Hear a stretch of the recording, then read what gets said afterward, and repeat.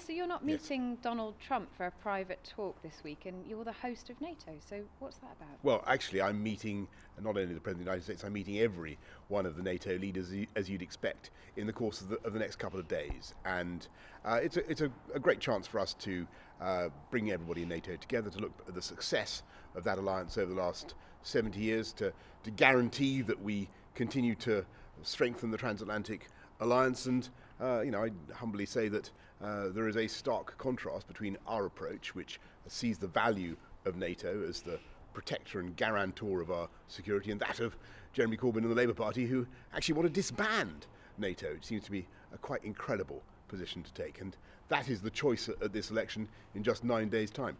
Do we want to have a government that believes in supporting NATO, the fundamental of our security, or a government that would actually scrap it? But you're meeting Angela Merkel, President Macron and President Erdogan today for a private meeting, and you're not doing the same with Donald Trump. Well, is he an embarrassment? No, on the contrary, and where we have good relations with, I have good relations with Washington, with the President, with President Macron, with Chancellor Merkel, and that's vital for the UK. And we'll be having a series of meetings, bilateral, trilateral, of all kinds, in the course of the next couple of days. There's an awful lot of work to be done, and yes, we'll have some important discussions about what's going on in Syria. We'll talk a bit about the alliance and its attitude towards Russia. I know that the French are particularly keen to do that. We'll be a little bit of a discussion about China and many other matters. But this is one of the most successful alliances in military history. Nothing like it in the last 500 years in terms of the peace that it has delivered. The UK is at the heart of it. We're the second biggest military player in NATO, and it's a great advantage to this country.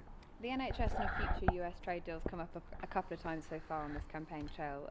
Dominic Raab was asked this morning about it, and he said that you want the cheapest drugs and that patients' interests will always be at the heart of the NHS. But can you rule out any part of the NHS, including pharmaceutical procurement, being on the table in a trade deal? I can categorically rule out that any part of the NHS will be on the table in any trade negotiation. Including pharmaceuticals. This is pure Loch Ness monster, Bermuda Triangle stuff that is continually raised by the Labour Party for one reason only, that with 9 days to go, they want to distract from the fundamental issue at the heart of this election.